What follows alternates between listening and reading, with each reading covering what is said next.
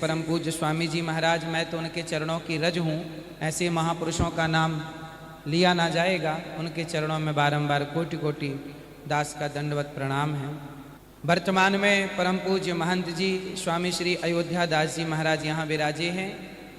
परम पूज्य महाराज जी की पावन गद्दी में महाराज जी को भी बारंबार दंडवत। और व्यासाय विष्णु रूपाय व्यासासीन परम पूज्य स्वामी जी महाराज, कई महीनों पहले पूज्य गुरु जी ने ये दास अनिरुद्ध परम पूज्य स्वामी जी जो आपको भागवत सुना रहे हैं, भागवत के मर्मज्ञ हैं, भागवत के परम ज्ञाता हैं, परम पूज्य स्वामी जी के चरणों में दास का कोटि कोटि नमन। परम पूज्य स्वामी जी श्री श्याम सुंदर पारासर जी, इनकी वाणी केवल आप ही नहीं, ये दास ने भी यदि कुछ कहना सीखा है तो आपकी वाणी सुन करके कहना सीखा है। ऐसे परम पूज्य गुरुदेव भगवान के श्री चरणों में दास अनिरुद्ध का कोटि कोटि दंडवत प्रणाम। भागवत हमें सुनना चाहिए। क्यों सुनना चाहिए? भागवत इसलिए सुनना चाहिए क्योंकि भागवत नहीं सुनेंगे तो धर्म का बोध नहीं होगा। जीवन में सब कुछ हो और धर्म ना हो, दाल में सारे मिर्ची मसाले हों और दाल में नमक ही ना हो, तो क्या दाल उत्तम होगी? स्वाद आएगा? नहीं। उसी तरह स्वामी जी का पदार्पण हो रहा है। पूज्य गुरु जी के चरणों में दास का कोटि कोटि दंडवत प्रणाम। जब आप भागवत सुनते हैं तो भागवत सुनने से क्या क्या प्राप्त होता है? भक्ति ज्ञान विरागाप्तो विवेको वर्धते महान। भागवत सुनने से क्या क्या मिलता है? भक्ति ज्ञान विरागाप्तो, भक्ति ज्ञान और वैराग्य। तो भागवत सुनने से हम सबको क्या क्या प्राप्त होता है? मैया, ओ मैया, बैठो मेरी माँ। भागवत सुनने से क्या क्या मिलता है? भक्ति ज्ञान विरागाप्तो। सबसे पहले भक्ति मिलती है, फिर ज्ञान मिलता है, और जब ज्ञान होता है तो संसार से वैराग्य हो जाता है। देखो, संसार में रहना बुरा नहीं। हमारे संतों ने, गुरुजनों क्या सिखाया है? संसार में रहो, पर संसार में कैसे रहो? जैसे कमल का पुष्प रहता है। जो जग में रहूं तो ऐसे रहूं जैसे जल में कमल का फूल रहे। जल में कमल का पुष्प रहता है, पानी की एक भी बूंद कमल को स्पर्श नहीं कर पाती। यदि आप डालेंगे तो वो नीचे गिर जाएगी। उसी तरह संसार में रहो, पर संसार का कोई भी विषय, कोई भी विकार आपको प्रभावित ना करे।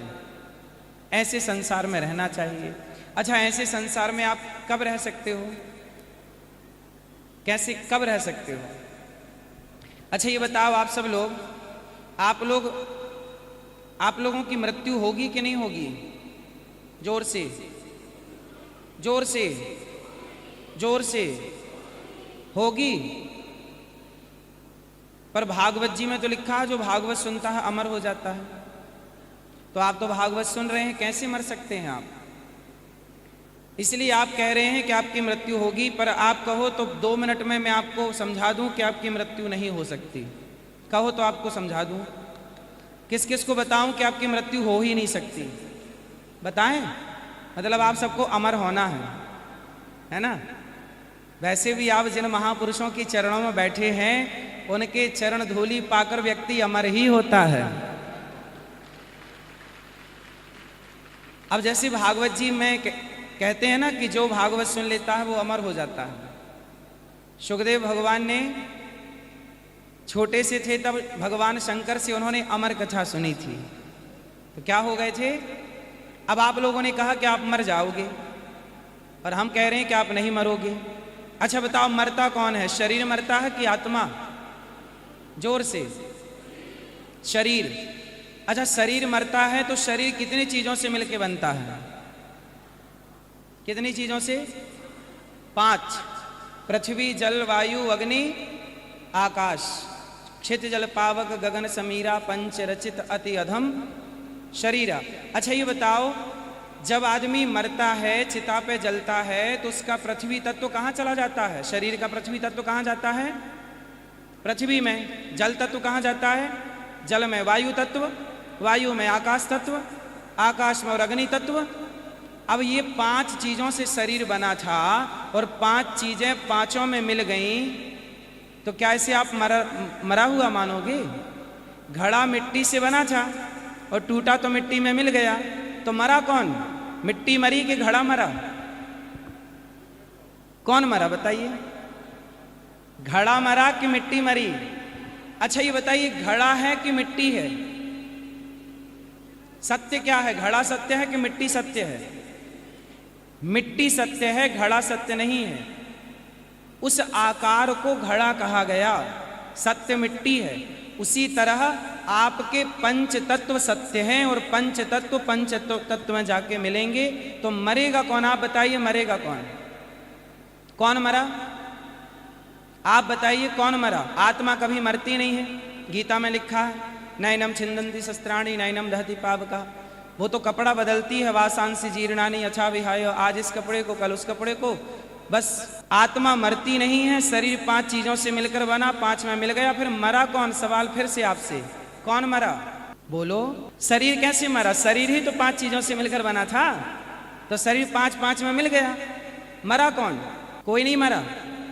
हाँ, सच्चाई ये है कि आप कभी मरते ही नहीं, जैसे मिट्टी कभी मरती ही नहीं, पर घड़ा टूटता है तो घड़े का आकार टूटता है। सोने के तमाम आभूषण बनते हैं, तो जब सोने को भट्टी पे डालो तो सोने के आभूषण का आकार बदल के फिर सोना हो जाता है। आभूषण का आकार समाप्त होता है, सोना समाप्त नहीं होता। इसका मतलब ये हुआ कि हमारे शरीर में मरने जैसा कुछ है ही नहीं, अब कोई मरता ही नहीं है। लेकिन अज्ञानवश लोग क्या कहते हैं? मर गया। आप मरेंगे कभी? इसलिए भागवत सुनने से आप लोग क्या होंगे? अमर। अब बताओ, आप लोग मरोगे कि नहीं मरोगे? जोर से देखो, अभी आप लोग कह रहे थे मरेंगे, अभी कहने लग गए नहीं मरोगे, हो गए ना अमर। तुरंत 5 मिनट भी नहीं लगा और आप अमर हो गए। यही भागवत का काम है, जीवन के अज्ञान को मिटा देना। अच्छा ये बताओ, सामने रस्सी पड़ी है और रस्सी को हमने सांप समझ लिया। क्यों समझा सांप? क्योंकि अंधकार था, अंधेरा था। अंधकार मिटा, टॉर्च आई, अपने आप पता चल गया कि रस्सी है कि सांप है। उसी तरह जब जीवन का अज्ञान मिटेगा तब हमें समझ में आएगा कि जीवन का यथार्थ रूप क्या है। आप लोग बताइए, संसार में आप लोग क्या करने के लिए आए हैं? मूल उद्देश्य क्या है आपका संसार में आने का? क्या उद्देश्य है? आप बताइए भैया, आप क्यों आए हैं इस धरती पे? बैठे बैठे भजन, ठीक है। आपका उद्देश्य क्या है आने का? क्या करना है? हम इतना जान लें कि हम संसार में आए क्यों हैं, हमारे आने का उद्देश्य क्या है। भागवत जी में लिखा है, दुर्लभो मानसो देहो देहिनाम क्षण भंगुरः तपो दिव्यम पुत्र का ये न सत्वम। ये शरीर हमें क्यों मिला है? बड़े तप करने के लिए मिला है और दुर्लभ शरीर है ये हमारा। क्या करने आए हैं हम इस संसार में? हम ये जानने आए हैं कि संसार में हमारा कौन है। आप इस संसार में ढूंढो कि आपका कौन है। चलो बताओ, इस संसार में आपका कौन है? जोर से, जोर से, जोर से, जोर से। फिर आप गलत कह रहे हैं, कोई नहीं। इस संसार में कोई है आपका, वो कौन है? मेरे तो गिरधर गोपाल, दूसरों ना कोई। एक भगवान के सिवा हमारा कोई नहीं है, ये जानने के लिए हम इस संसार में आए हैं। एक भगवान के सिवा हमारा, एक ईश्वर के सिवा हमारा को। आप गुरु जी ने आपको क्या दिया? मंत्र दिया। क्या कहा? मंत्र का जाप करो।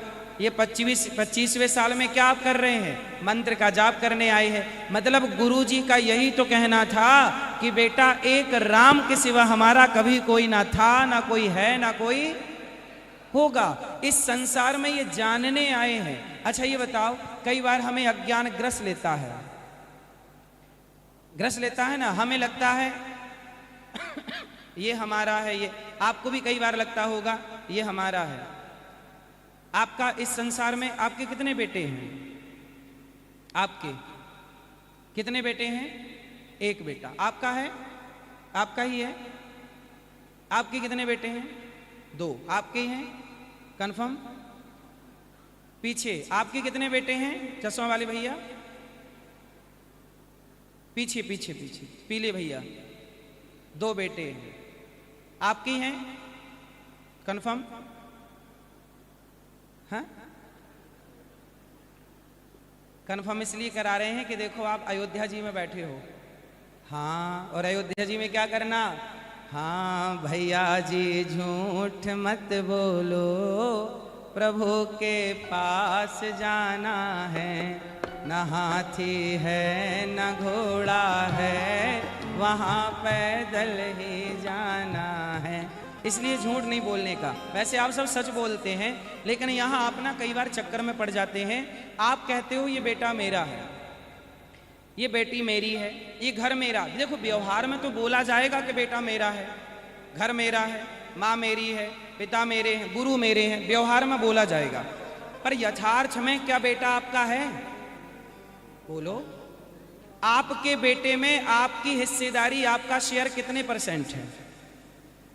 बताओ, आपके पुत्र में आपकी हिस्सेदारी कितने परसेंट है?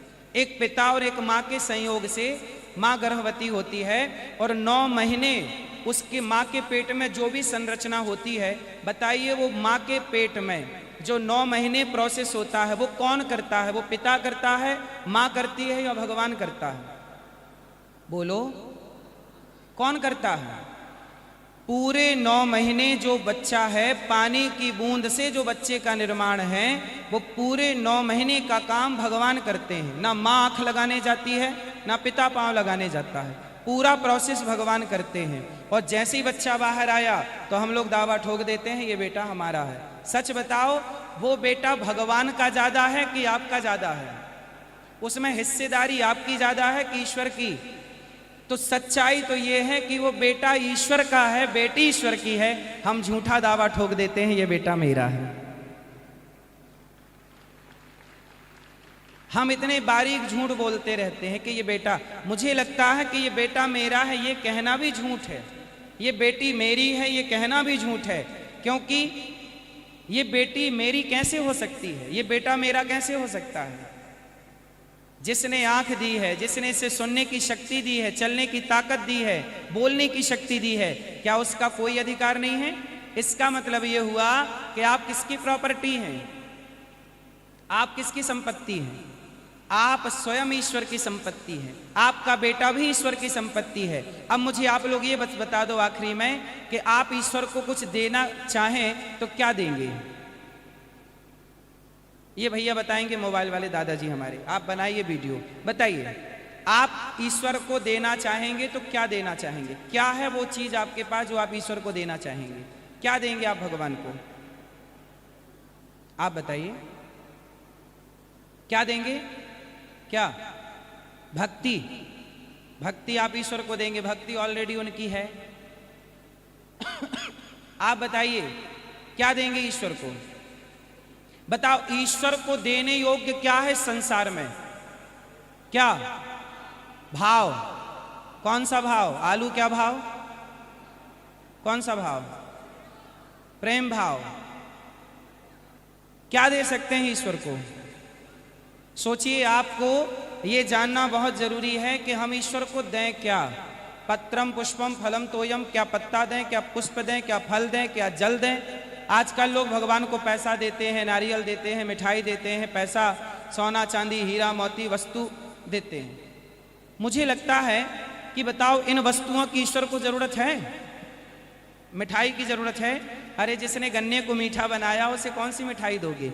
जिनके पांव लक्ष्मी जी दबाएंगे, दबाती हैं, उन्हें कौन सा धन दोगे? यदि देना है ईश्वर को, इस बार अयोध्या जी आए हो और ईश्वर को कुछ देना चाहो तो इस बार भगवान से कहो, हे श्रीमन नारायण, हे श्री सीतारामचंद्र भगवान, इस बार हम आपको नारियल नहीं, मिठाई नहीं, सोना चांदी पैसा नहीं, इस बार स्वयं को लाए हैं, अपने आप को आपके श्री चरणों में समर्पित करते हैं। अपने को सौंपिए, क्योंकि आप किसकी संपत्ति हैं? ईश्वर की। तो आप ईश्वर की प्रॉपर्टी हैं, तो अपने को सौंप दीजिए ना। इसे कहते हैं समर्पण। भगवान तब तक नहीं मिलेंगे जब तक जीव भगवान के चरणों में क्या नहीं कर देता? आत्म, बोलिए, आत्मसमर्पण। आत्मसमर्पण किए बिना आप कुछ भी कर लो, सिद्धि प्राप्त नहीं होगी। पहले क्या करना पड़ेगा? समर्पण। तेरा तुझको अर्पण क्या लागे मेरा। अभी तक हमने वस्तु सौंपी है, अभी तक अपने आप को नहीं सौंपा। इसलिए आज से क्या करेंगे मैया, किसे सौंपेंगे भगवान के चरणों में? स्वयं को। हे प्रभु, आज से हम आपके और आप, बोलो हे नाथ, बोलो हे नाथ, हम आपके, आप हमारे। इस तरह से समर्पण हो। समर्पण करने वाला व्यक्ति 6 बातों को याद रखता है। रामचरितमानस में 6 बातें, बस गुरुजी जरा सा कह के बस 6 बातें समझ लीजिएगा। बोलो हानि, हानि, लाभ, जीवन, मरण, यश, अपयश। ये 6 चीजें आप समझ लीजिए, यही है समर्पण। क्या है समर्पण, समझिएगा। अब जैसे आपके पास पैसा आ जाता है ना, तो आप कहते हो भगवान की बड़ी कृपा है, कहते हो ना, अरे हमारे ऊपर बड़ी कृपा है, भगवान खूब दे रहे हैं। जब धन देते हैं, पैसा आता है, तो आप कृपा मानते हो। लेकिन जब गरीबी आ जाती है, काम नुकसान में चला जाता है, तो आप क्या कहते हो, हे भगवान हम बहुत परेशान हैं, कि कृपा करो, कृपा करो। मतलब आप ये मानते हैं कि जब धन आएगा तब तो आप कृपा मानते हो, पर जब धन चला जाएगा, गरीबी आएगी, तो आप उसे कृपा नहीं मानते। जबकि समर्पण कैसा हो कि धन दिया है ईश्वर ने तो भी कृपा, और धन दिया और देकर वापस ले लें तो भी ईश्वर की कृपा। जीवन दिया तो कृपा और मृत्यु दें तो कृपा। सम्मान मिला तो कृपा और अपमान मिला तो कृपा। जो सम्मान, अपमान, सुख, दुख, हानि, लाभ दोनों में कृपा माने, वही भक्त है भगवान का सच्चा भक्त, वही है समर्पण। समर्पण का मतलब है जैसे रखें राम जी रहना चाहिए, और सीताराम सीताराम कहना चाहिए, जो हर हाल में प्रसन्न रहे। कई बार परिस्थितियां हमें रुला देती हैं। मुझे एक बात बताओ, आप में से कितने लोगों को भगवान पे भरोसा है? कितने लोगों को भरोसा है? अब ठीक है, अब बताओ आप में से कितने लोगों को टेंशन है, चिंता, तनाव? जिसको टेंशन है वो हाथ उठाएं। जिसको है टेंशन, तनाव, चिंता, आज दूर ना कर दिया तो कह देना, बस बता बस दो कि कितने लोगों को है। क्या है, टेंशन है? हाथ उठाओ जिनको है। मैयाओं को ज्यादा दिख रही है टेंशन। मैया भजन नहीं करती हो भगवान का? सुनो, देखो 2 तरह की बातें हो गई। एक तरफ जीवात्मा कहता है कि हमें भगवान पे पूरा भरोसा है, दूसरी तरफ कहता है कि हमें चिंता है। अच्छा एक बात बताओ, प्रहलाद जी के पिता ने प्रहलाद को आग में जलाने का प्रयास किया, क्या प्रहलाद जी भयभीत हुए? बोलो। प्रहलाद जी को सांपों सर्पों से डसवाना चाहा, हाथी के पांव के नीचे दबाना चाहा, पहाड़ से फेंकना चाहा, जहर दे के मारना चाहा, क्या प्रहलाद जी भयभीत हुए? क्यों नहीं हुए? क्योंकि प्रहलाद जी को भरोसा था कि जब परमात्मा ने मां के पेट में मरने नहीं दिया, तो वो परमात्मा रक्षक है, तो यहां कैसे मरने देगा इनके मारने से। देखो, जब भरोसा होगा तो चिंता नहीं होगी, जब भरोसा होगा तो क्या होगी? चिंता। और चिंता यदि है, इसका मतलब आपका भरोसा कच्चा है। इसलिए भरोसा कैसा हो? प्रहलाद जी की तरह।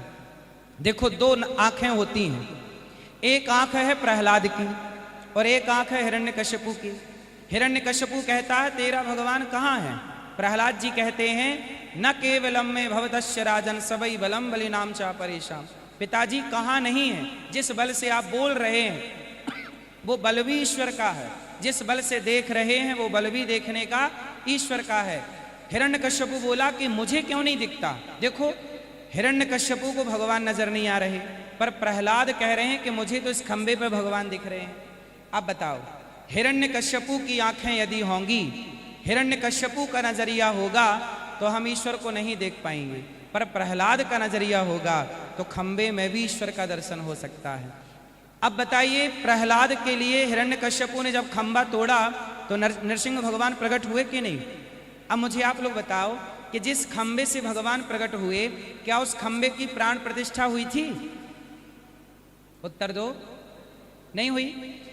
सोचिए, जिस खंबे में प्रतिष्ठा नहीं हुई उस खंबे में भी प्रहलाद जी का विश्वास था किसमें भगवान है। लेकिन आज मंदिरों में जाके भी लोगों को भगवान पे भरोसा नहीं होता।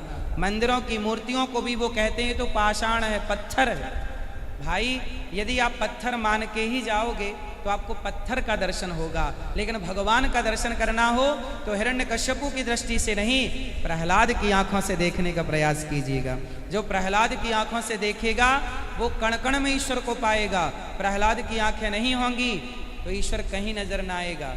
याद रखिएगा, भगवान को दुर्योधन ने भी कई बार देखा था, लेकिन क्या पहचान पाया? अर्जुन पहचान पाए।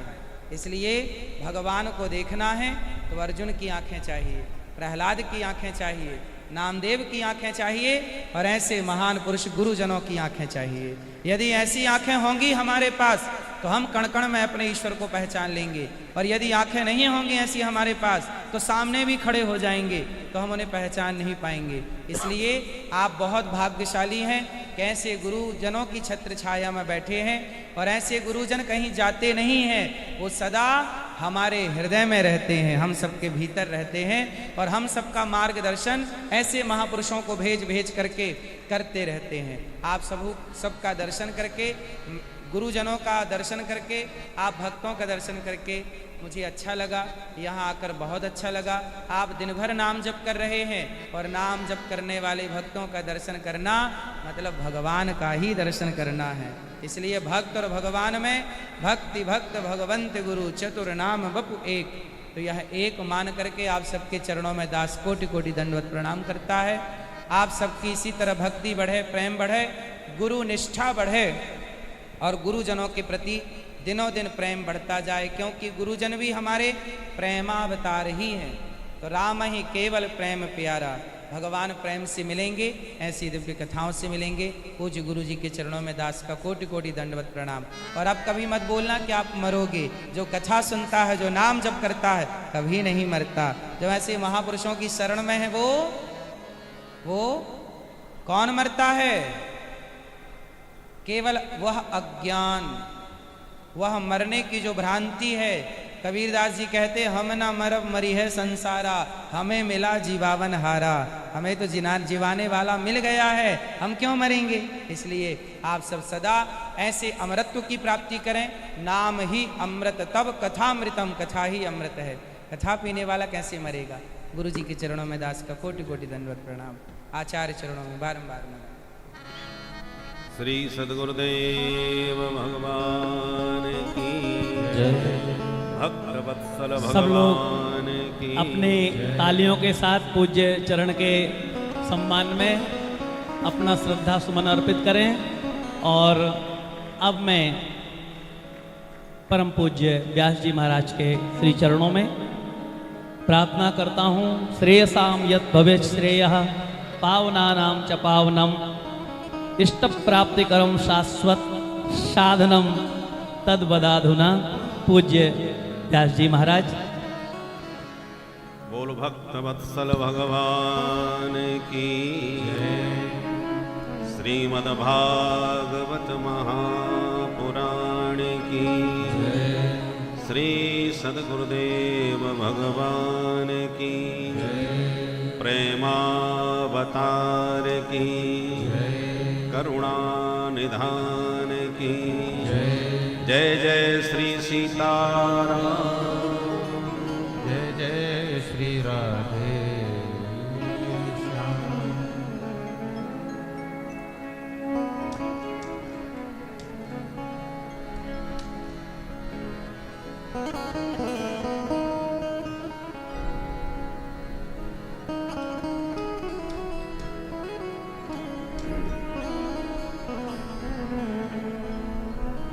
हरे